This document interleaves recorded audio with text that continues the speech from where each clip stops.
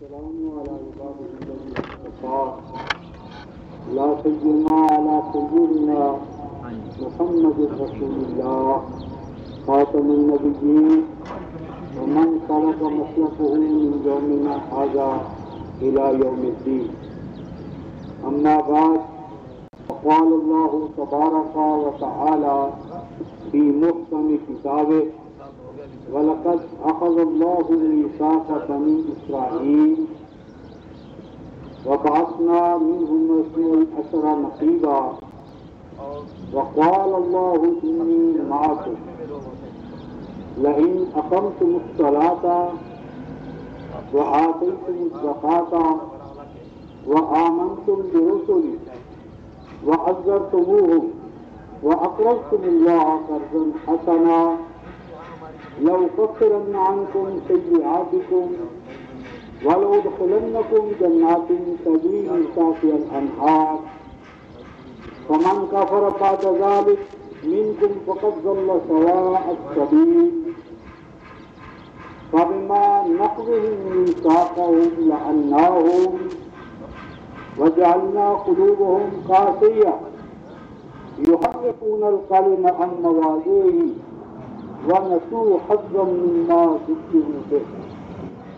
صدق اللہ مولانا العظیم وبلغنا رسولنا النبی الکریم ونحن على ذلك من الشاہدین الشاکرین والحمد للہ رب العالمین. دوستان محترم، یہ سورہ المائدہ پانچویں سورہ جو ہے، پانچویں سورہ، اس کی دو آیات ہیں، یعنی آیت نمبر 12 اور آیت نمبر 13. پہلے تو محترم سورہ المائدہ جو ہے اس کو سمجھیں، یہ ہے سورۃ النساء. یہ سورۃ النساء ہے، یعنی وہ سورت ہے کہ جس میں اللہ تبارک و تعالیٰ نے آپ کو، مجھے، امت مسلمہ کو، نبی پاک صلی اللہ علیہ وسلم کی اور آپ کی امت کو یہ بتایا ہے کہ امت کا اللہ تبارک و تعالیٰ کے ساتھ عہد کیا ہے، معاہدہ کیا ہے، یعنی حلف کیا اٹھایا ہے امت کا اور اللہ تبارک و تعالیٰ کا رشتہ جو ہے، تعلق جو ہے، وہ کس بنیاد پر قائم ہے، وہ کیا شرائط ہیں، اعمال ہیں کہ اگر امت ان کو انجام دے گی تو دین و دنیا کی کامیابیاں اور ہر طرح کی رحمتیں اور سعادتیں اسے حاصل ہوتی رہیں گی. اور اگر وہ ان اعمال کو یا ان شرائط کو پورا نہیں کرے گی تو اس کے نتیجے میں اس کے ساتھ اللہ تبارک و تعالیٰ کا طرز عمل کیا ہوگا. تو یہ سورہ سورۃ النساء ہے، یعنی عہد و پیمان کی صورت. اور عہد و پیمان کا آغاز بنی اسرائیل سے کی ہے، آل یعقوب سے. سیدنا ابراہیم علی نبینا وعلیہ الصلوۃ والتسلیم کی رخصائے محترم دو بیویاں تھیں، سیدہ سارہ اور سیدہ ہاجر یا ہاجرہ. تو سیدہ سارہ جو ہیں ان سے سیدنا اسحاق پیدا ہوئے، سیدنا اسحاق سے سیدنا یعقوب، سیدنا یوسف، اور یہ سلسلہ جو تھا یہ چلتے چلتے سیدنا مسیح ابن مریم سلام اللہ علیہ پایا جا کر ختم ہو گیا. یعنی اس سلسلہ اسحاق سے آخری نبی خاتم سلسلہ بنی اسرائیل کون ہوئے؟ سیدنا مسیح ابن مریم. اور آپ کی دوسری زوجہ محترمہ حضرت ہاجرہ، ان سے سیدنا اسماعیل پیدا ہوئے، اور سیدنا اسماعیل بڑے تھے، حضرت اسحاق چھوٹے تھے. تو سیدنا اسماعیل علی نبینا وعلیہ الصلوۃ والتسلیم سے، سیدنا اسماعیل سے لے کر نبی پاک صلی اللہ علیہ وسلم کی ذات ستودہ صفات تک درمیان میں کوئی نبی نہیں آیا، کوئی رسول نہیں آیا. یعنی سیدنا اسماعیل سے لے کر آخر تک سوائے نبی پاک صلی اللہ علیہ وسلم کے درمیان میں کوئی نبی یا رسول نہیں ہے. اور آپ صلی اللہ علیہ وسلم تمام جو سلسلہ نبوت تھا اس کے خاتم میں، خاتم کا معنی ہے کہ ان کی آمد سے، ظہور پذیر ہونے سے، ان کے تشریف لانے سے رسالت کا جو مقصد تھا، نبوت کا جو مسئولین تھا، وہ اپنی تکمیل کو پہنچ گیا. اس کا جو مقصد تھا وہ پورا ہو گیا. تو مقصد نبوت کے پورا ہو جانے کی وجہ سے یا اس کو پورا کر دینے کی وجہ سے نبی پاک صلی اللہ علیہ وسلم سلسلہ نبوت کے خاتم قرار پائے، یعنی اس کی تکمیل کرنے والے. اور آپ کا جب سلسلہ نبوت اپنے کمال کو پہنچا تو اللہ تبارک و تعالیٰ کا کلام جو ہے قرآن پاک، وہ بھی اپنے کمال مطلوب کو جا پہنچا. اور یہ قرآن خاتم الکتب، قرآن جتنا بھی سلسلہ نزول کتاب تھا اس کا آخر، یعنی اس کو تکمیل تک پہنچانے والا. تو قرآن خاتم الکتب ہے رستاء محترم، نبی پاک صلی اللہ علیہ وسلم خاتم الرسل ہیں، اور امت محمدیہ علیہ صاحب تحیت والسلام کیا ہیں؟ وہ خاتم الامم ہے. تو یہ جو سلسلہ ہے اسرائیل کا، آل یعقوب کا، اسحاق کا، اس کے ساتھ جو اللہ تبارک و تعالیٰ کا عہد تھا پہلے اس کا ذکر کیا ہے. اللہ پاک ارشاد فرماتے ہیں کہ میں نے انبیاء بنی اسرائیل کو، بنو اسحاق کو، یعنی اسرائیل کو وقتاً فوقتاً میں ان سے معاہدہ لیتا رہا. ان کے ساتھ ایک میرا وہ حلف اٹھاتے رہے، میرے ساتھ وہ ایک معاہدہ کرتے رہے. اور وہ میثاق اللہ تبارک و تعالیٰ نے جو بنی اسرائیل سے لیا وہ کیا تھا رستاء محترم؟ پہلے تو ارشاد فرمایا کہ انی معکم. پہلا تو انعام اور خوشخبری یہ بیان فرمائی کہ اللہ تعالیٰ نے ارشاد فرمایا انی معکم، اے بنی اسرائیل اگر تم اس حلف کو پورا کرو گے، اس وعدے پر قائم رہو گے، تو سب سے بڑا انعام تمہیں یہ ملے گا انی معکم، کہ میں تمہارا ساتھ دوں گا، میں تمہارے ساتھ رہوں گا، میری تمہیں معیت حاصل رہے گی. اور یہ جو اللہ تبارک و تعالیٰ کی معیت ہے اس کا محترم، اللہ تبارک و تعالیٰ کا ساتھ، اللہ تعالیٰ کی نصرت، اللہ تعالیٰ کی حمایت، یہ سب سے بڑی نعمت ہے، سب سے بڑا انعام ہے. تمام نعمتیں، تمام رحمتیں اللہ تبارک و تعالیٰ کی معیت سے عطا ہوتی ہیں. یعنی تمام نعمتوں کا، رحمتوں کا جو سورس ہے رستاء محترم وہ کیا ہے؟ اللہ تبارک و تعالیٰ کی معیت. اور یہ اللہ تبارک و تعالیٰ کی معیت کتنی بڑی طاقت ہے رستاء محترم، کتنا بڑا اس میں فضل ہے، قوت ہے، طاقت ہے. اس کا آپ اندازہ اس طرح لگا سکتے ہیں کہ سیدنا موسیٰ علیہ السلام اپنی قوم کو لے کر مصر سے ہجرت کے لیے نکلے ہیں، اور آگے وہ اسٹیج آ جاتی ہے کہ آگے ایک طرف تو سمندر ہے اور دوسری طرف پیچھے فرعون اپنے لاؤ لشکر کے ساتھ آ کر تعاقب کر رہا ہے. پیچھے فرعون سب سے بڑا دشمن، اور آگے کیا ہے سب سے بڑی رکاوٹ. اور قال اصحاب موسیٰ انا لمدرکون، اور سیدنا موسیٰ علیہ السلام کے ساتھی گھبرا گئے اور گھبرا کر کہنے لگے انا لمدرکون، اے موسیٰ مروا دیا آپ نے، پیچھے دشمن ہے تمام اسلحے سے مسلح ہو کر، اور آگے سمندر ہے اس کی موجیں ہیں، لہذا ہم تو دو ہلاکتوں کے درمیان ہیں. تو انا لمدرکون، ماروا دیا آپ نے، مارے گئے ہم.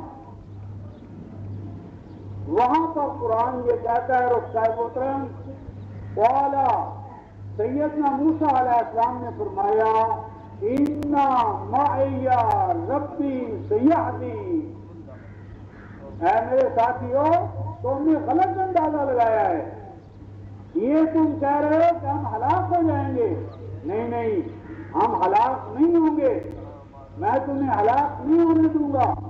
کیوں ہلاک نہیں ہونے دیں گے؟ اس لیے کہ ان معی ربی سیہدین، فرمایا کہ میں سیلف اسٹارٹ نہیں ہوں، اپنے طور پر تمہیں لے کر نہیں آیا اور نہ میں اکیلا ہوں۔ ان معی، بلا شبہ میرے ساتھ میرا رب ہے، میرے ساتھ میرا رب ہے۔ نتیجہ کیا نکلا؟ سیہدین، وہ میرا رب مجھے اس مشکل سے نکالے گا، وہ میرا رب اس مشکل سے میری رہنمائی کرے گا۔ اس سے رفتار محترم تین چیزیں ثابت ہوئی اس آیت سے کہ ان معی ربی سیہدین، کہ میرے ساتھ تو میرا رب ہے جو میری رہنمائی کرے گا۔ اس کا مطلب پہلا تو یہ ہوا رفتار محترم کہ انبیاء علیہ السلام کے لیے سب سے بڑا جو اسلحہ ہے، سب سے بڑی طاقت ہے، سب سے بڑی قوت ہے، وہ کیا رفتار محترم؟ یہ یقین و ایمان کہ اللہ ہمارے ساتھ ہیں، اللہ ہمارے پشتیبان ہیں، اللہ ہمارے نگہبان ہیں۔ اللہ کی معیت کا احساس و یقین مومن کا سب سے بڑا اسلحہ ہے، سب سے بڑا ہتھیار ہے، سب سے بڑی طاقت ہے۔ اور دوسری بات یہ معلوم ہوئی رفتار محترم کہ جب کبھی ایسے حالات آ جائیں، مشکلات آ جائیں، دشمنوں کے نرغے میں ہم گر جائیں، تو ہمیں کس کو پکارنا چاہیے؟ کیا سیدنا موسیٰ علیہ السلام خود اللہ کے کلیم نہیں تھے؟ کیا ان سے قریب تھا سیدنا یوسف عباد مصطفیٰ میں سے نہ تھے؟ کیا ان کے دادا حضرت یعقوب، حضرت اسحاق، حضرت ابراہیم یہ کوئی کم اللہ کے پسندیدہ اور برگزیدہ بندے تھے؟ تو اگر مشکلات میں مومن گر جائے تو کس کو پکارنا چاہیے؟ کون ہے حاجت اور مشکل کشا؟ کون ہے فوق الاسباب مدد کرنے والا؟ تو سیدنا موسیٰ علیہ السلام نے کیا بتایا کہ اپنے نبی کو نہ پکارو، ابراہیم کو نہ پکارو، اسماعیل کو، اسحاق کو، یعقوب کو، یوسف کو نہیں۔ فرمایا کہ جب تمہارے اوپر اس طرح سے کوئی مشکل آن پڑے، فَلَا كَاشِفَ لَهُ إِلَّا هُوَ، تو اس مشکل کو دور کرنے والا، مشکل کشا، حاجت روا، ما فوق الاسباب حوالے سے مدد کرنے والا دستگیر کون ہے؟ وہ اللہ تبارک و تعالیٰ کی ذات ہے۔ اور تیسری چیز کیا فرمائی رفتار محترم کہ ان معی، حالانکہ دیکھیں جماعت ہے، لشکر ہے، یعنی جمع غفیر آپ کے ساتھ ہے، سیدنا موسیٰ علیہ السلام کے ساتھ جمع غفیر ہے، لیکن کیا فرما رہے ہیں؟ ان معی، میرے ساتھ میرا رب ہے۔ یہ نہیں فرمایا ہمارے ساتھ ہمارا رب ہے، کیا فرمایا؟ ان معی، میرے ساتھ میرا رب ہے۔ لیکن جب نبی مکرم صلی اللہ علیہ وسلم ہجرت فرماتے ہیں اور اسی طرح کا ایک کٹھن مرحلہ آ جاتا ہے کہ دشمن غار تک پہنچ گئے، قریب تھا کہ ان کا ہاتھ پہنچ جائے، پاؤں پہنچ جائیں، رسائی ہو جائے، تو وہاں نبی مکرم صلی اللہ علیہ وسلم نے اپنے یار غار سے کیا کہا؟ اذ ہما فی الغار اذ یقول لصاحبہ لا تحزن ان اللہ معنا، یعنی ایسی مشکل گھڑی میں نبی پاک صلی اللہ علیہ وسلم نے کیا فرمایا رفتار محترم؟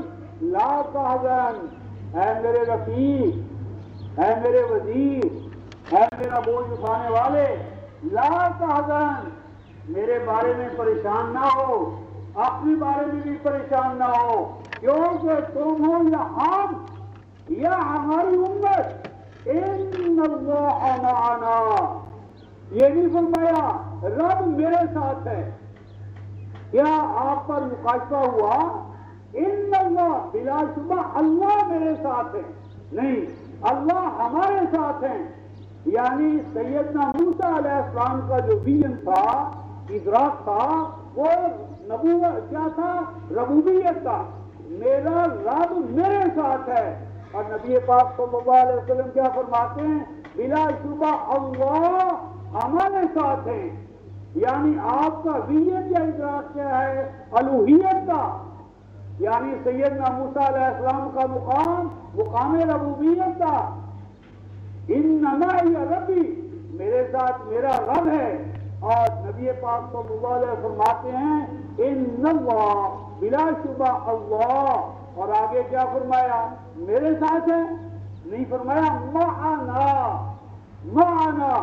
اب معنا کا جو لفظ ہے اس کا محترم دو سے زیادہ کے لیے آتا ہے، دو سے زیادہ، گویا کہ آپ نے اس قسم گھڑی کے اندر نہ صرف اپنے رفیق کو اپنے ساتھ شامل کیا بلکہ اپنی امت کو۔ اور یہ فرق کیوں پڑا رخصان محترم؟ یہ فرق کیوں ہے کہ موسیٰ علیہ السلام معیہ ربی کہہ رہے ہیں اور نبی مقدم صلی اللہ علیہ وسلم ان اللہ معنا کہہ رہے ہیں؟ تو وجہ یہ ہے رخصان محترم کہ سیدنا موسیٰ علیہ السلام خاتم النبیین نہیں ہیں، ان کے بعد معیت کو لے کر آنے والے آتے رہیں گے، یہ پیغام پہنچانے والے پہنچاتے رہیں گے، لیکن چونکہ نبی پاک صلی اللہ علیہ وسلم خاتم النبیین ہے تو خاتم النبیین کے بعد تو کوئی اور آنے کا نہیں، کسی اور کا یہ کام نہیں ہے کہ وہ اللہ تبارک و تعالیٰ کے ساتھ بندوں کا تعلق جوڑے۔ تو یہ چونکہ آپ خاتم النبیین ہیں لہذا آپ کا جو مکاشفہ ہے، ادراک ذات ہے، معرفت ہے، وہ ایک تو الوہیت پر قائم ہوئی، پھر پوری امت کو، انسانیت کو اس میں شامل کر لیا۔ اور عجیب بات فرمائی رخصان محترم، یہ نہیں فرمایا کہ ہم اللہ کے ساتھ ہیں، یعنی یوں نہیں فرمایا نحن مع اللہ، ہم اللہ کے ساتھ ہیں، بلکہ کیا فرمایا رخصان محترم؟ ان اللہ معنا، اللہ ہمارے ساتھ ہے۔ فرق دونوں میں یہ ہے کہ جہاں بیٹھیں گے ہم، اللہ وہیں ہوں گے، یعنی مومن کا مقام، ختم نبوت کا مقام کیا ہے؟ اس طرح رخصان محترم ہم دیکھتے ہیں کہ جہاں معلم بیٹھ جائے وہی درس کھل جائے گا، معلم جہاں بیٹھ جائیں وہی درسگاہ کہلائے گی۔ درسگاہ جو ہے وہ در و دیوار سے یا عمارت سے عبارت نہیں ہے، جہاں معلم بیٹھ جائے وہ درسگاہ ہے، جہاں پر گویا کہ محقش بیٹھ جائیں وہ میخانہ ہے، جہاں پر اہل ایمان بیٹھ جائیں وہاں اللہ تبارک و تعالیٰ اپنے جلال و جمال کے ساتھ اہل ایمان کے ساتھ ہوتے ہیں۔ تو فرمایا ان اللہ معنا، بلا شبہ اللہ ہمارے ساتھ ہیں۔ تو یہ جو اللہ تبارک و تعالیٰ کی معیت ہے رخصان محترم، یہ امتوں کو کیسے عطا ہوتی ہے؟ اس مقام پر سورہ المائدہ کی آیت نمبر 12 میں 5 چیزوں کو رخصان محترم اللہ تعالیٰ نے اپنی معیت کی شرائط قرار دی ہے۔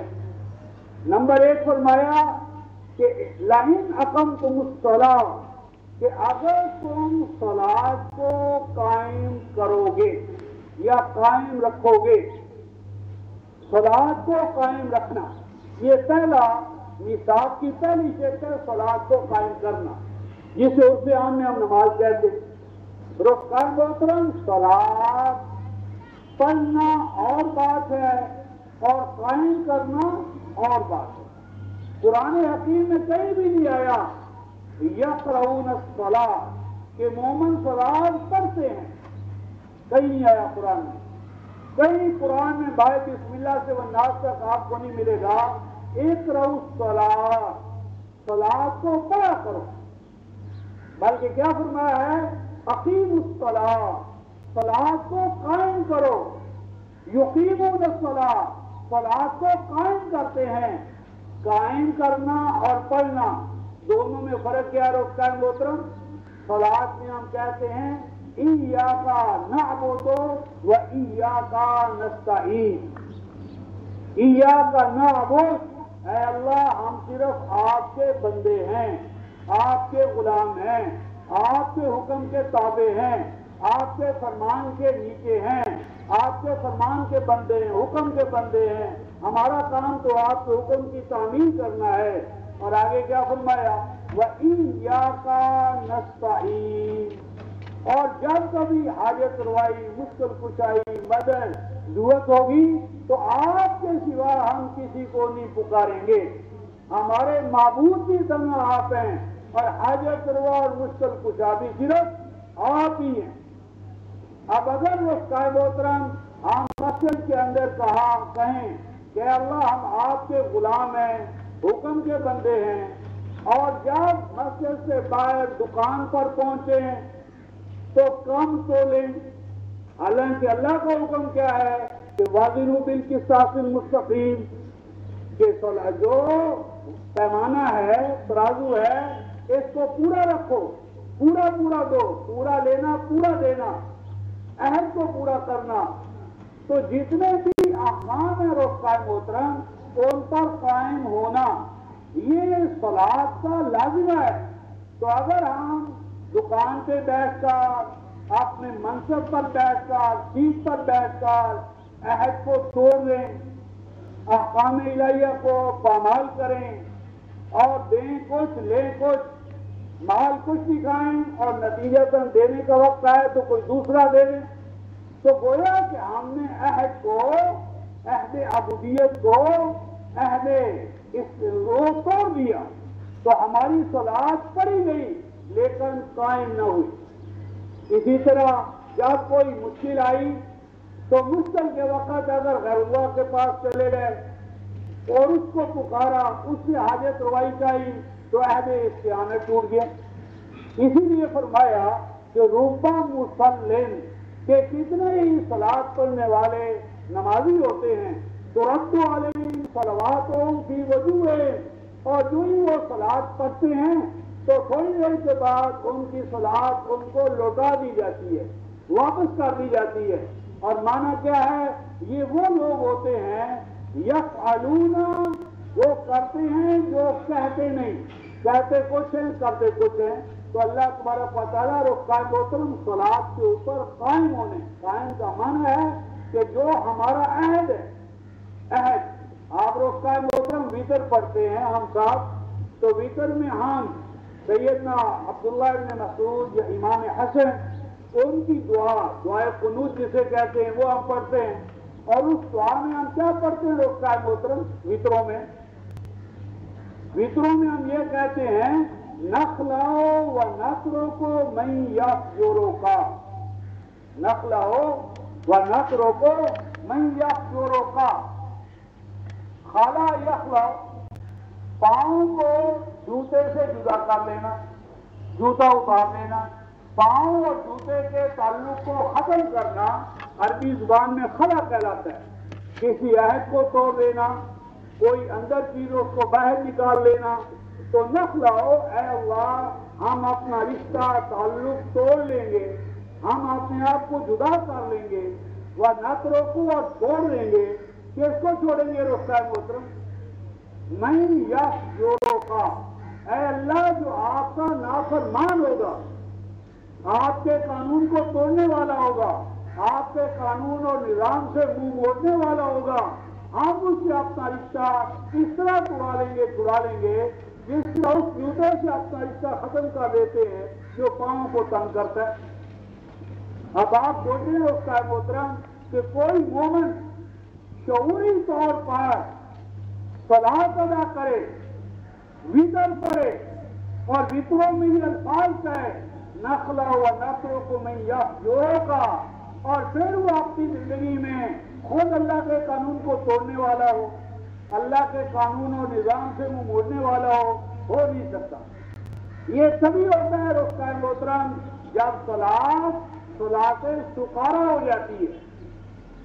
ایک صلاۃ سکارا ہے رفقائے محترم، سورہ نساء، چوتھی سورہ رفقائے محترم، اور آیت نمبر 43، اللہ پاک ارشاد فرماتے ہیں اے ایمان والو لا تقربوا الصلاۃ، کہ تم صلاۃ کے قریب بھی نہ ہو۔ صلاۃ پڑھنے کا نہیں کہا، قریب بھی نہ ہو۔ کب نہ ہو رخصائے محترم؟ وَأَنْتُمْ سُقَارَىٰ، جب تم سکر کی حالت میں ہو. اور سکر کس کو کہتے ہیں رخصائے محترم؟ سکر کے بارے میں ہمیں بتانے والے بتایا سکر کا مان ہوتا ہے شراب کا نشہ. اور ہم سوچتے ہیں الحمدللہ نہ ہم نے کبھی شراب دیکھی نہ چکھی نہ وہ منہ کو لگی، لہذا ہم تو کبھی سکر کی حالت میں آئے نہیں. یعنی نہ آؤ تم صلاۃ کے پاس اس حال میں کہ تم پر سکر ہے. تو سکر کا معنی کر دیا شراب کا نشہ. اب سوچنے والی بات ہے رخصائے محترم، کیا صلاۃ کے علاوہ سکر کی حالت جائز ہے؟ کیا صلاۃ سے باہر اگر ہوں تو ہمارے لیے سکر یا نشہ جائز ہے؟ سکر تو مومن سے ہر حال میں حرام کر دیا گیا ہے. تو جو چیز ہر حالت میں حرام ہے، یہ کہنا کہ صلاۃ کی حالت میں اس کے قریب نہ جاؤ، سوچنے کی بات ہے رخصائے محترم. نمبر 2، سکر کا معنی جو ہے رخصائے محترم شراب کا نشہ، یہ عربی زبان اور قرآن کے اپنے استعمالات کے خلاف ہے. دیکھیے سورہ الحج 22 سورہ ہے اور آیت نمبر 2 ہے. کیا فرماتے ہیں؟ فرمایا اے لوگو یا ایھا الناس، اے لوگو ان زلزلۃ الساعۃ شیء عظیم، وہ قیامت کا جو زلزلہ ہوگا وہ بڑا خوفناک ہوگا، دہشت ہوگا. اور اس خوفناک گھڑی میں، دہشتناک گھڑی میں کیا ہوگا؟ فرمایا وَتَرَى النَّاسَ سُقَارَىٰ، اور تم دیکھو گے اس وقت لوگوں کو، کیا دیکھو گے رخصائے محترم؟ وَتَرَى النَّاسَ سُقَارَىٰ، اور تم دیکھو گے کہ لوگ سارے کے سارے سکر کی حالت میں ہیں. تو کیا اس وقت قیامت کا جب زلزلہ آئے گا تو تمام لوگ رخصائے محترم کیا شراب کے نشے میں ہوں گے؟ کیا تمام نے شراب پی رکھی ہوگی؟ مرد و زن سب کے سب شراب کے نشے میں ہوں گے؟ نہیں رخصائے محترم، قرآن کیا کہتا ہے؟ وَمَا هُمْ بِسُقَارَىٰ وَلَٰكِنَّ عَذَابَ اللَّهِ شَدِيدٌ. فرمایا نہیں، بات یہ ہوگی کہ خوف سے ان کے حواس باختہ ہو چکے ہوں گے، جسے ہم کہتے ہیں حواس باختہ ہو جانا. یعنی شیر سامنے آ جائے، خوفناک سچویشن سامنے آ جائے تو جس طرح انسان کا دماغ کام نہیں کرتا، دماغ کا کام نہیں کرتا، دماغ کام نہیں کرتا، تو دماغ کا کام نہ کرنا، حواس باختہ ہونا، آؤٹ آف کانشیسنیس ہونا، یہ جو چیز ہے اس کو قرآن حکیم نے سکر کہا ہے. دوسرے مقام پر سورہ الحجر 15ویں سورہ آیت نمبر 22 فرمایا کہ اگر ہم ان کو یہ معجزہ بھی دکھا دیں کہ یہ رسول پاک صلی اللہ علیہ وسلم کو آسمانوں میں چلتا ہوا دیکھیں، ملائکہ کو چلتا ہوا دیکھیں، تو یہ کیا کہیں گے؟ لَقَالُوا، تو آگے سے کہنے لگیں گے اِنَّمَا سُكِّرَتْ أَبْصَارُنَا، کہ ہماری آنکھوں کو کیا ہو گیا ہے؟ ہماری آنکھیں مدہوش ہو گئی ہیں. یعنی اب یہ تو معنی نہیں ہے کہ آنکھوں کے اندر شراب کا نشہ آ گیا، یا جسے ہم کہتے ہیں ہماری آنکھیں نظر بندی ہو گئی ہے، ہماری آنکھیں صحیح دیکھ نہیں رہی، ہماری آنکھوں کو دھوکہ ہوا ہے. تو سکر کا معنی ہوتا ہے رخصائے محترم قرآن میں حَتَّىٰ تَعْلَمُوا مَا تَقُولُونَ. سکر اس حالت کو کہتے ہیں کہ کہنے والا نہ جانتا ہو کہ وہ کیا کہہ رہا ہے. تو ہر وہ ایگریمنٹ رخصائے محترم کہ جس سے ہم ہر ایگریمنٹ کیا کرتے ہیں؟ بقائمی ہوش و حواس. تو بقائمی ہوش و حواس ہمارا جو عہد ہے اللہ تبارک و تعالیٰ کے ساتھ وہ کیا تھا رخصائے محترم؟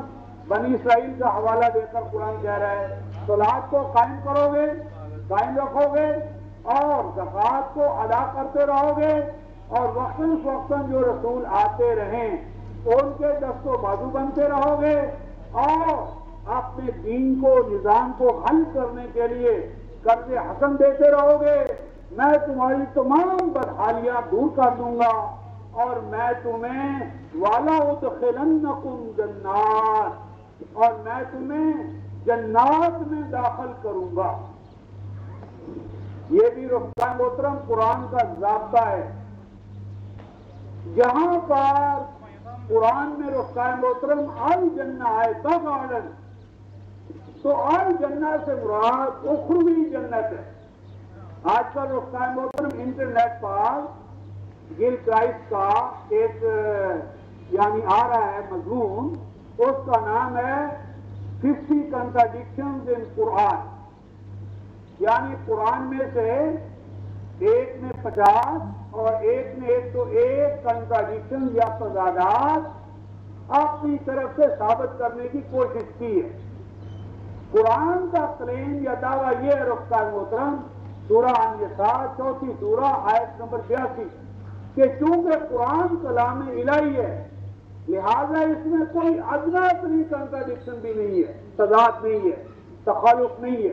لیکن بہرحال غیر مسلم کوشش کر رہے ہیں کہ قرآن میں تضادات ثابت کریں، اور بحمداللہ یہ کوشش بھی انجام کار قرآن کی پروجیکشن میں آگے لانے میں انشاءاللہ العزیز مددگار ثابت ہوگی. بہت مدد ملے گی اس سے. جتنا بھی قرآن کو کوئی مسلم یا غیر مسلم سمجھا، لیکن قرآن میں کہیں تو الجنہ ہے دا گارڈن، اور کہیں ہیں جنات، بہت سے جنات، بہت سی جنتیں. اور میں کہتا ہوں کہ ایک اور مقام بھی ہے سورہ رحمان 55 سورہ آیت نمبر 46 وَلِمَنْ خَافَ مَقَامَ رَبِّهِ جَنَّتَانِ، 2 جنتوں کا بھی ذکر ہے. تو جنہ الجنہ واحد کے طور پر جب آئے گا رفقائے محترم تو اس سے مراد ہے آخرت کی جنت. اور قرآن جہاں بھی آخرت کی جنت کا ذکر کرے گا وہ ہمیشہ سنگولر پرسن ہوگا، واحد ہوگا. الجنہ الجنہ جہاں بھی قرآن میں آئے گا اس سے مراد آخرت کی جنت ہے، یہ ضابطہ ہے. اور جہاں پر جنات جمع کے طور پر آیا ہے تو اس جنات سے مراد رفقائے محترم آخرت کی جنت نہیں ہے، بلکہ یہ دنیا کی جنات ہے، دنیا کی حیات ابدی کی. اللہ تبارک و تعالی قوم عاد، قوم ثمود اور فرعون ان تینوں کے بارے میں سورہ شعراء میں ارشاد فرماتا ہے فَأَخْرَجْنَاهُمْ مِنْ جَنَّاتٍ وَعُيُونٍ وَقُنُوزٍ وَمَقَامٍ كَرِيمٍ وَنَعْمَةٍ كَانُوا فِيهَا فَاكِهِينَ کہ ہم نے ان کو فرعونیوں کو، حمانیوں کو، قارونیوں کو، سمودیوں کو، عادیوں کو نکال باہر کیا. کہاں سے رفقائے محترم؟ جنات سے. تو وہ الجنات کہ جن میں داخلہ بھی ہوتا ہے خارجہ بھی ہوتا ہے، یہ حیات ابدی کی جنت ہے. کیونکہ آخرت کی جو جنت ہے رفقائے محترم وہاں جو ایک دفعہ داخل ہو گیا اس کے لیے خارجہ واپس آنے کا نہیں ہے. سورہ الحجر 15ویں سورہ آیت نمبر 48 وَمَا هُمْ مِنْهَا بِمُخْرَجِينَ جب جنتی جنت میں آخرت کی جنت میں جائیں گے تو وہاں سے نکالے نہیں جائیں گے، وہ تو دوامی بندوبست ہے، ابد چلیے گویا اٹرنل الاٹمنٹ ہے فارایور. تو یہ جن جنات سے نکلنے کا وعدہ ہے، داخلے کا وعدہ، خارجے کا وعدہ، تو یہ حیات ابدی کی دنیا کی جنات ہیں، سبز و شاداب علاقے. تو فرمایا کہ میں تمہیں سبز و شاداب علاقوں کا مالک بناؤں گا، اور یہ دلیل کہ یہ حیات ابدی کے ہیں. آگے فرماتے ہیں فَمَنْ كَفَرَ بَعْدَ ذَلِكَ مِنْكُمْ فَقَدْ ضَلَّ سَوَاءَ السَّبِيلِ اور جو کوئی تم میں سے جنت میں داخل ہو جانے کے بعد اللہ تعالیٰ کے ساتھ عہد و پیمان توڑ دے گا تو وہ ان جنتوں سے محروم کر دیا جائے گا. اب یہ کفر کا جو امکان ہے رفقائے محترم وہ دنیا کی جنت میں ہے نہ کہ آخرت کی جنت میں. تو خیر یہ تو بنی اسرائیل کی بات ہوئی رفقائے محترم. آگے ارشاد فرمایا فَبِمَا نَقْضِهِمْ مِيثَاقَهُمْ لَعَنَّاهُمْ وَجَعَلْنَا قُلُوبَهُمْ قَاسِيَةً يُحَرِّفُونَ الْكَلِمَ عَن مَّوَاضِعِهِ فرمایا انہوں نے ہمارے ساتھ کیے گئے عہد و پیمان کو توڑ دیا، اور پھر جب کوئی قوم اللہ کے ساتھ عہد و پیمان کو توڑتی ہے اس کا محترم، تو پھر اللہ کی نظر میں وہ کیا ہو جاتی ہے؟ وَبِمَا نَقْضِهِم مِّيثَاقَهُمْ لَعَنَّاهُمْ، وہ قوم اللہ کی نظر میں ملعون ہو جاتی ہے۔ اور ملعون لعنت جسے ہم کہتے ہیں رفقا محترم، لعنت کوئی گالی نہیں ہے۔ ہمارے ذہنوں میں لعنت کے بارے میں کوئی ایسا اس طرح کوئی گالی ہے، نعوذ باللہ من ذالک۔ عربوں کے یہاں رفقا محترم جب فصل پک جائے یا پکنے پر آئے یا باغ میں پھل لگ جائے اور اب خطرہ ہو کہ اس کو کوے، چیلے، طوطے آ کر نقصان پہنچائیں گے، تو ہمارے یہاں بھی ہوتا تھا، باجرے میں، جوار میں، مکئی میں فصل جب پکنے والی ہوتی ہے تو خطرہ ہوتا ہے کہ یہ طوطے ووطے نقصان نہ پہنچائیں، تو ہم ایک جھوٹا سا ڈراؤنا سوا ڈھانچہ کھڑا کر دیتے ہیں۔ وہ جو فالس کرو جسے انگریزی میں کہتے ہیں، وہ جو جھوٹا ڈراؤنا ڈھانچہ ہوتا ہے، عربی زبان میں اسے کہتے ہیں الغراب اللعین، الغراب اللعین، یعنی وہ کوا جو لعنت کا کام کر رہا ہے۔ اب لعنت کیا ہے؟ لعنت ہوئی کہ جو پرندوں کو پھل کے پاس آنے سے روک رہا ہے، پھلوں کے اندر نشو و نما ہے، سامان غذا ہے، تو اس سے ان کی محرومی۔ تو لعنت کیا ہے؟ امام راغب فرماتے ہیں اللعنت هو البعد عن رحمت اللہ و ایصال رحمتہ، یعنی اللہ کی طرف سے بندوں کے لیے لعنت کیا ہے؟ اللہ کی رحمتوں سے دور ہو جانا، اللہ تبارک و تعالیٰ کی نصرت و حمایت سے ڈپرائیو آف ہو جانا، محروم ہو جانا۔ تو یہ محرومی تھی رفقا محترم، اور ان کو پھر یعنی خوش قسمت بنانے کے لیے نبی پاک صلی اللہ علیہ وسلم کی بعثت ہوئی، اور آپ کے اور میرے ساتھ رفقا محترم جو اللہ تبارک و تعالیٰ نے عہد کیا تھا، میں نے اور آپ نے، میرے اور آپ کے ایمانی آبا نے، صحابہ نے، نبی پاک صلی اللہ علیہ وسلم نے، میرے اور آپ کے قائم مقام وقار اللہ سے ایک عہد کیا ہے رفقا محترم۔ کیا ہمیں وہ یاد ہے؟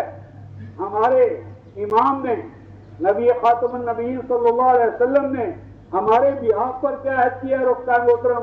سورہ المائدہ ہی کی آیت نمبر 7 کا حوالہ دے کر ختم کرتا ہوں۔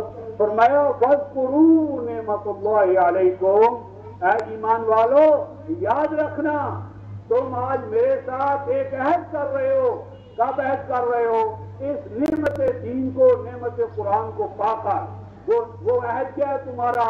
اِذْ قُلْتُمْ سَمِعْنَا وَأَطَعْنَا، فرمایا تم میرے ساتھ عہد کر رہے ہو کہ ہم اے اللہ آپ کا کلام سنتے رہیں گے، اور ہم سمعنا وأطعنا اس کی فرما برداری کرتے رہیں گے۔ ہم تیرا کلام سننے والے، سمجھنے والے اور اس پہ قائم ہونے والے، اور اپنے آپ کو اور اپنی آل اولاد کو، ماحول کو اس کلام پر قائم ہونے والے بنا کر تیرے حضور میں حاضر ہوں گے۔ تو یہ سمعنا وأطعنا رفقا محترم یہ ہمارا اللہ کے ساتھ عہد تھا۔ فاتقوا اللہ، اے ایمان والو اس کی خلاف ورزی سے ڈرے رہنا، باز آنا۔ کیوں کہ اگر باز رہو گے تو میں تمہیں دنیا جہان کی نعمتوں سے مالا مال رکھوں گا۔ تو ہمارے ساتھ بھی اور آپ کے پوری امت کے ساتھ رفقا محترم یہی عہد ہے کہ ہم اللہ کے کلام کو سننے والے، سمجھنے والے، پہنچانے والے بنے رہیں۔ اسی میں ہماری یہ ساتھیں ہیں، اللہ پاک سے قائم رہے، توفیق عطا فرمائے۔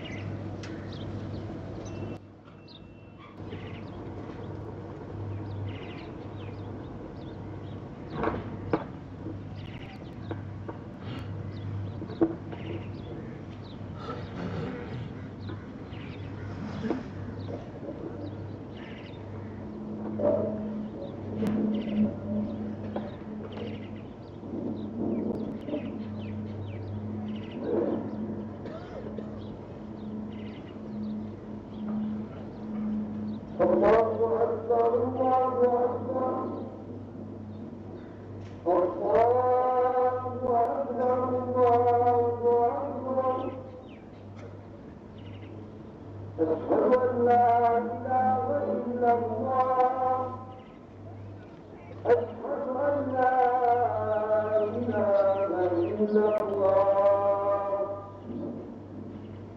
أشهد أن محمدا رسول الله أشهد أن محمدا رسول الله حي على الصلاة حي على الصلاة حي على الفلاح حي على الفلاح الله أكبر الله أكبر لا إله إلا الله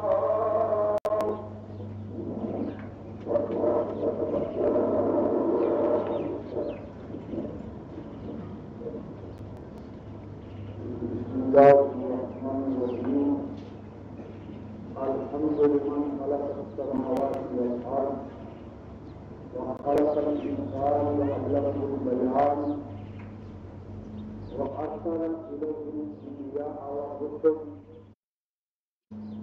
وأعطاهم الكتاب المستبين كان يتدبر في آياته ولنتدبر بالهدى وكان يقتديه كان يكون مفلحين في الدنيا والآخرة إن ربنا هذا لرؤوف رحيم أدعو الله العلي العظيم أن ينفعنا بالآيات والذكر الحكيم وادعوه تعالى واستغفروه إنه تعالى جواد كريم ملك بر رؤوف رحيم.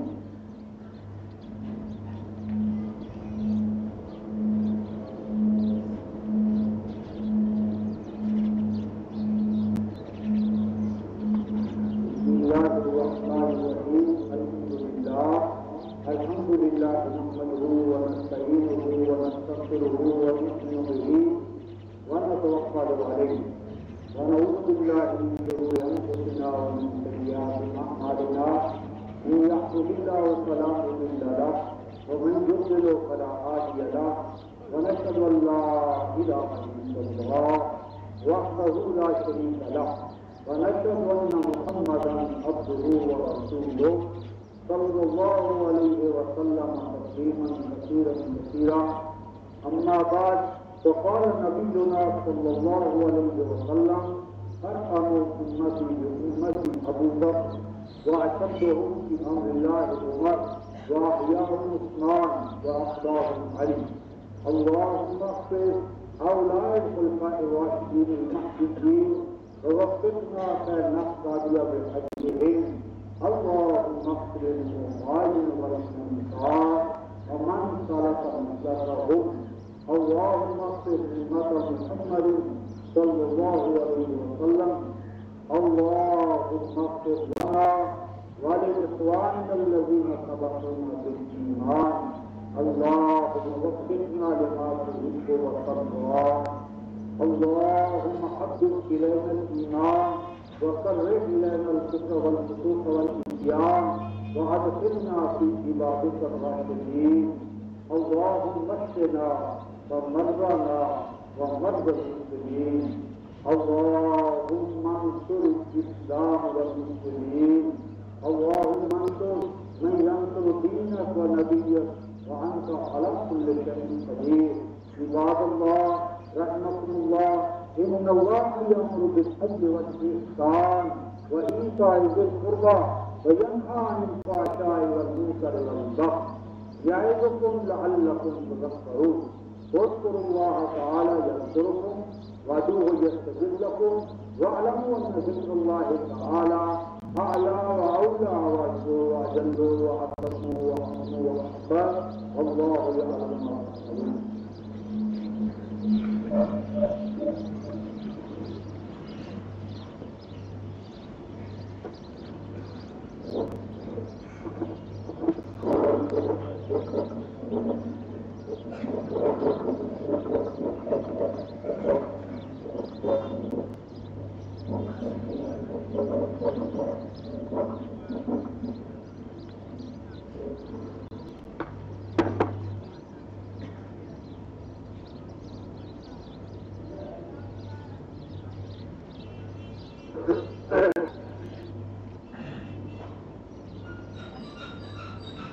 الله أكبر الله أكبر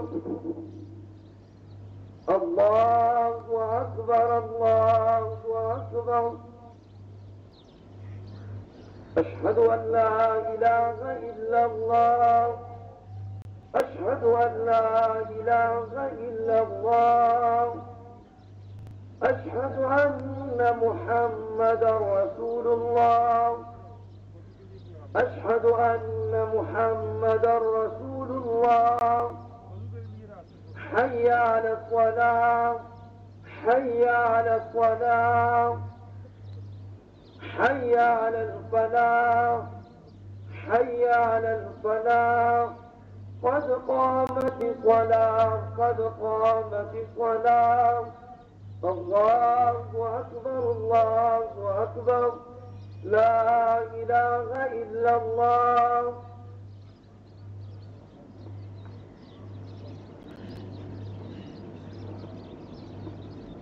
سبوا صفوفكم واعتدلوا واتقوا الخلق. नबी पाक सल्लल्लाहु अलैहि वसल्लम का फरमान है कि जब सब बांधो तो सब सीधी हो, कंधों के साथ कंधे मिलाओ और दरमियान में अगर कोई शिदात या खलल उसे पूर्ण करो और लाख सबू सफल जरीरा तो सभी नई सफ न बनाओ ताकि अगली सफ में कुछ भी गुंजाइश हो पहले उसे पूरा करो फिर नई सफ का आगाज करो.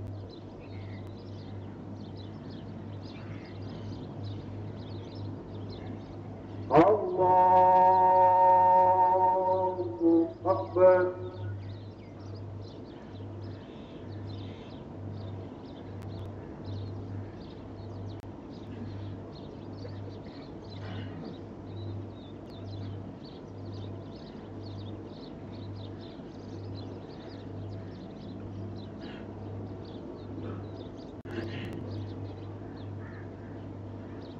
Alhamdulillahi Rabbil Alameen. Ar-Rahmanir Rahim. Maliki Yawmiddin.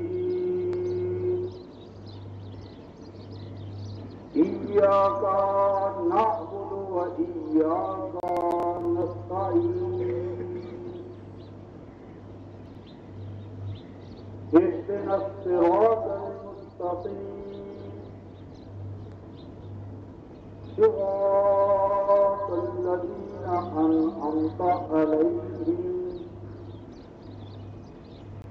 غير المغضوب عليهم ولا الضالين.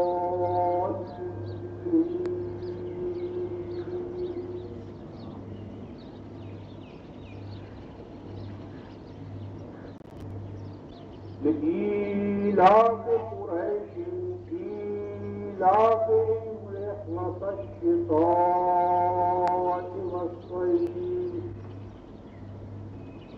فليعبدوا رب هذا البيت الذي أطعمهم من جوع وآمنهم من خوف. الله أكبر.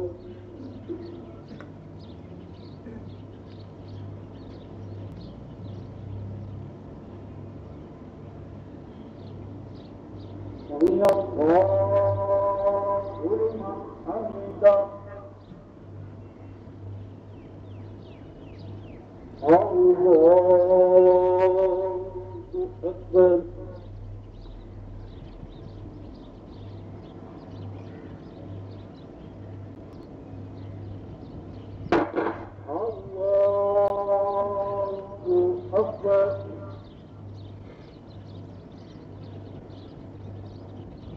الله أكبر.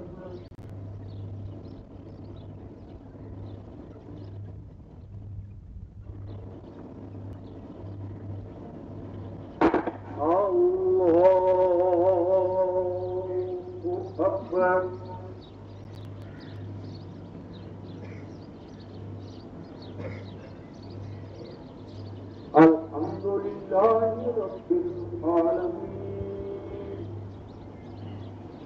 الرحمن الرحيم مالك يوم الدين إياك نعبد وإياك نستعين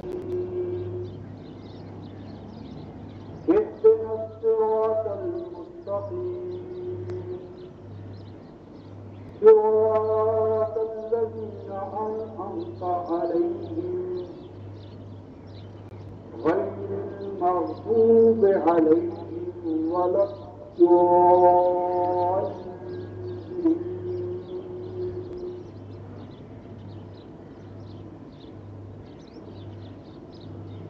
إنا أعطيناك الكوثر فصل لربك وانحر إن شانئك هو الأبتر. الله أكبر.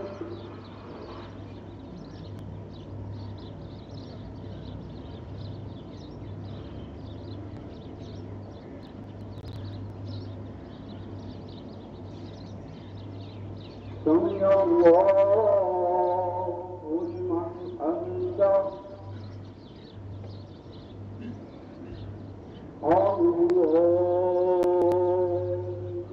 أكبر.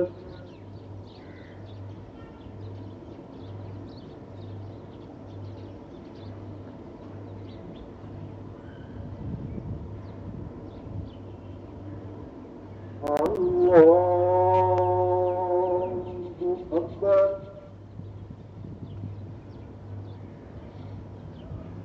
الله أكبر.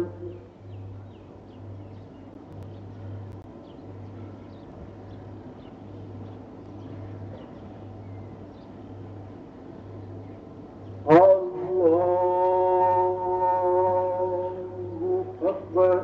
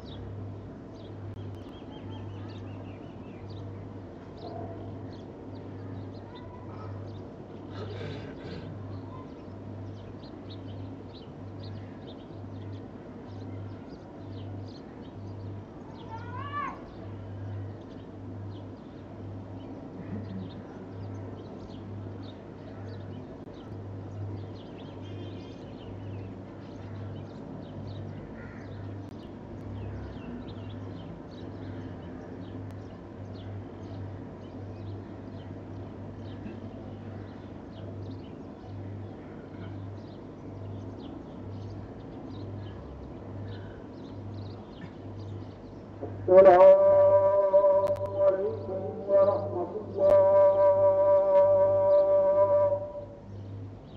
السلام عليكم ورحمة الله.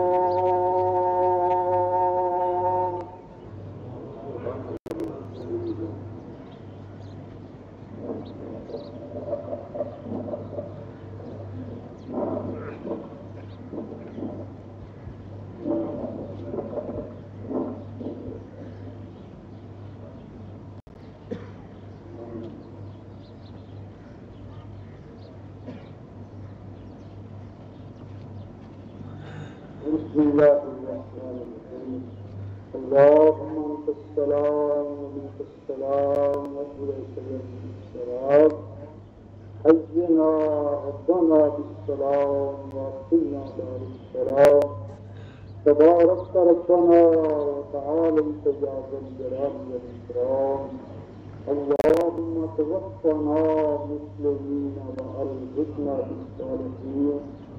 اللهم وفقنا لما تحب وترضى. اللهم حبب إلينا الإيمان وكره إلينا الكفر والفسوق والعصيان وأدخلنا في عبادك الراشدين. اللهم نجنا من فتنة القتال المسلمين. اللهم نجنا من فتنة شيطان المسلمين بعضهم ببعض اللهم نجنا من هذه الفتنة فأنت على كل شيء قدير سبحان ربك رب العزة عما يصفون وسلام على المرسلين والحمد لله رب العالمين وبرحمتك يا أرحم الراحمين